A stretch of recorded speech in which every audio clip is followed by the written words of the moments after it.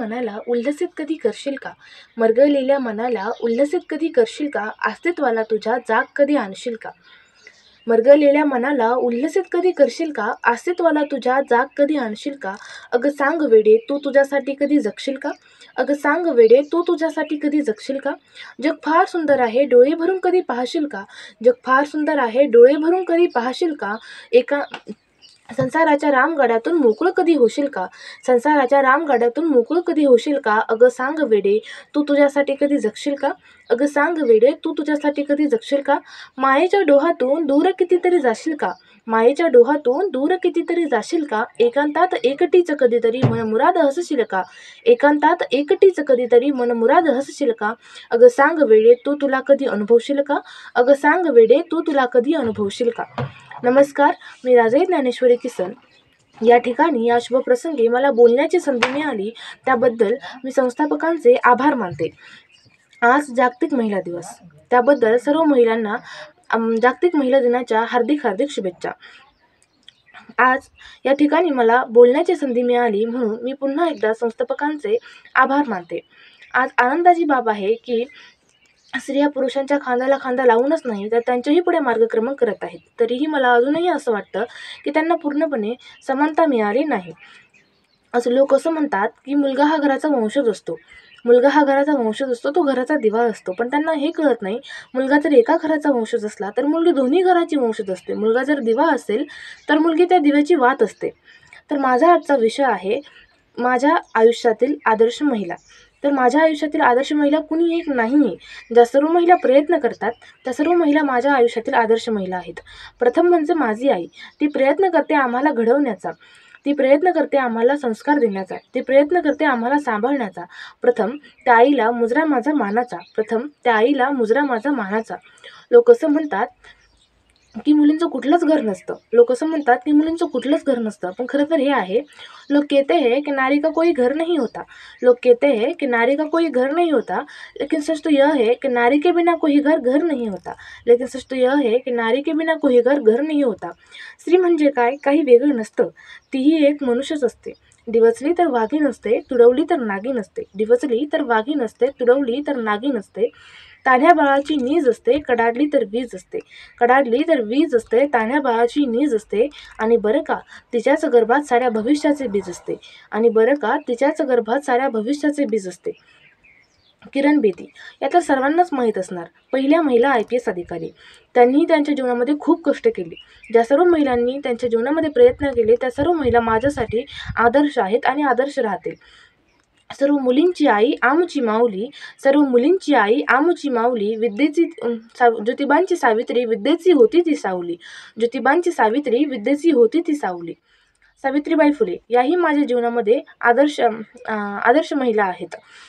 त्यांनी त्यांच्या जीवनामध्ये खूप कष्ट घेतले. शेण गोळे चिखल सर्व काही सहन करून मुलींसाठी पुणे येथे पहिली शाळा सुरू केली. ज्योतिबा फुले यांचा त्यांना खूप सारा पाठिंबा होता. ज्योतिबा फुले हे एक असं व्यक्तिमत्व होतं की ज्यांनी स्त्रियांचं महत्त्व समजून त्यांना साक्षर करण्याचा निर्णय घेतला. झाशीची राणी लक्ष्मीबाई या तर आदर्शातले आदर्श आहेत. त्यांनी त्यांच्या पतीपेक्षाही खूप महान कार्य केले. एकदा इंग्रज झाशीमध्ये आले तेव्हा सर्व लोक त्यांना झुकून मुजरा करत होते, इथपर्यंत की राजा गंगाधर सुद्धा त्यांना झुकून मुजरा करत होते. पण राणी लक्ष्मीबाई या मात्र होत्या तशाच होत्या. तेव्हा इंग्रज त्यांना म्हणाले, जब हम झांसी में आते तब सभी सर झुके हुए होते. तेव्हा राणी लक्ष्मीबाई म्हणाल्या, ये सर कभी ना डर से झुकेगा ना अभिमान से उठेगा, ये सर ना कभी डर से झुकेगा ना अभिमान से उठेगा, बस आंखों में आंखें डाल सीधा रहेगा. हा त्यांचा डायलॉग मलाही खूप आवडतो. लोक असं म्हणतात की रामायण हे एका स्त्रीमुळेच घडलं, लोक असं म्हणतात की रामायण हे एका स्त्रीमुळेच घडलं, महाभारतही एका स्त्रीमुळेच घडलं, महाभारत ही एका स्त्रीमुळेच घडलं. आणि आता लोक हेही म्हणतात की महायुती सरकार ही स्त्रियांमुळेच आलं, लोक हेही म्हणतात की महायुती सरकार ही स्त्रियांमुळेच आलं. पण मला असं वाटतं स्त्रिया फक्त माध्यम असतात, मात्र हात मात्र पुरुषांचाच. आज 8 मार्च जागतिक महिला दिवस. या जागतिक महिला दिवसाच्या पुन्हा एकदा सर्व महिलांना हार्दिक हार्दिक शुभेच्छा. आज व्हॉट्सअपवर जणू काही शुभेच्छांचा वर्षा होतोय. स्टेटसवर महिलांचे फोटो ठेवले जातात. मग महिलांचे महत्त्व एका दिवसापुरतेच का? प्रत्येक दिवस हा त्यांचा असू शकत नाही का?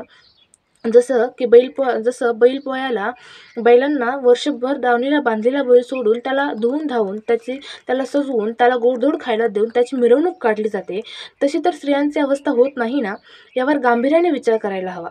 घर सांभाळणाऱ्या महिला याही माझ्यासाठी आदर्श आहेत. त्यांचे काम अदृश्य असले तरीही मोलाचे तितकेच. आजच्या आधुनिक स्त्रीसमोर सुरक्षा हे एक मोठे आव्हान झाले आहे.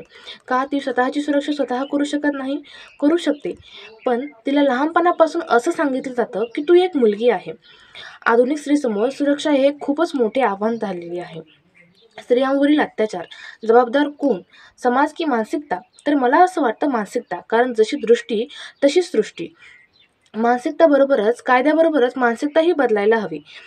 कारण मानसिकता खूप मॅटर करते. त्यानंतर लोक असं म्हणतात की बाईच्या डोक्यावर पदर असावा. लोक असं म्हणतात की बाईच्या डोक्यावर पदर असावा. मला असं वाटतं की आपल्याच डोळ्यात पदर असावा. लोक असं म्हणतात की बाईच्या डोक्यावर पदर असावा, पण मला असं वाटतं आपल्याच डोळ्यात आदर असावा. अरुणिमा सिन्हा याही खूप मोठ्या स्त्री होऊन गेल्या. त्यांचा पाय गुडघ्याखालून तुटलेला असूनही त्यांनी माउंट एव्हरेस्ट चढण्याचं धाडस केलं.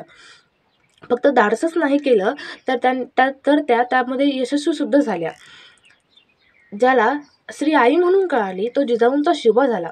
ज्याला श्री आई म्हणून कळाली तो जिजाऊंचा शिवा झाला. ज्याला श्री बहीण म्हणून कळाली तो मुक्ताईचा ज्ञानेश्वर झाला. ज्याला श्री बहीण म्हणून कळाली तो मुक्ताईचा ज्ञानेश्वर झाला.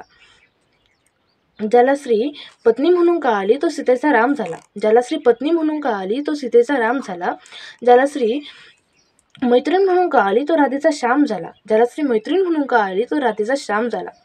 मला असं वाटतं की ज्याला श्री आई बहीण मैत्रीण पत्नी म्हणून कळावी, ज्याला श्री आई बहीण मैत्रीण पत्नी म्हणून कळाली तसा आजचा युग व्हावा.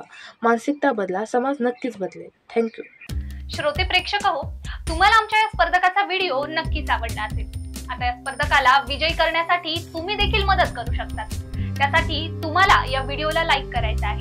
स्पर्धकाला प्रेरित करण्यासाठी किंवा या विषयावर तुमचे मत कमेंट मध्ये व्यक्त करायचे आहे. त्याचबरोबर या स्पर्धकाला जास्तीत जास्त लोकांपर्यंत पोहोचवण्यासाठी हा व्हिडिओ शेअर देखील करायचा आहे. प्रबोधन बहुउद्देशीय संस्था महाराष्ट्राच्या कानाकोपऱ्यात विविध शैक्षणिक आणि सामाजिक उपक्रमांचे आयोजन करत असते. ही स्पर्धा अशाच उपक्रमांचा एक भाग आहे. तुम्ही देखील प्रबोधनच्या या परिवारात सामील होऊ शकता. प्रबोधनच्या विविध उपक्रमांची अपडेट मिळवण्यासाठी या YouTube चॅनलला सबस्क्राईब करायला विसरू नका. व्हिडिओ शेवटपर्यंत पाहिल्याबद्दल आपले मनपूर्वक आभार आणि खूप खूप धन्यवाद.